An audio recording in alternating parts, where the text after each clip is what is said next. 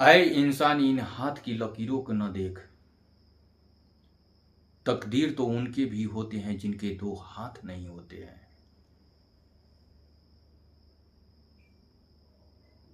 जो आज अपने लकीर पे विश्वास करते हैं कि मेरे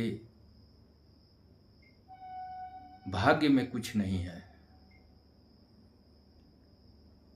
मेरे भाग्य में लिखा ही नहीं है कि मैं तरक्की करूंगा, मैं आगे बढ़ूंगा, मुझे ये चीज प्राप्त हो सकता है,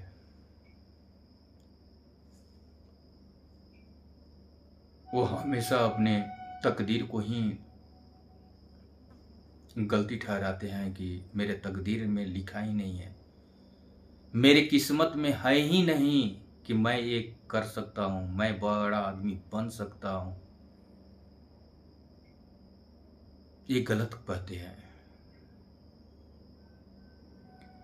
गलत सोचते हैं कि इन जो भाग्य की रेखाओं पे जो विश्वास कर लेते हैं कि मेरे भाग्य में है ही नहीं कि मैं ये प्राप्त कर सकता हूं। श्री कृष्ण ने गीता में साफ कहा है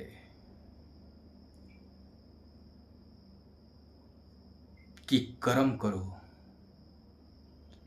फल की इच्छा न करो।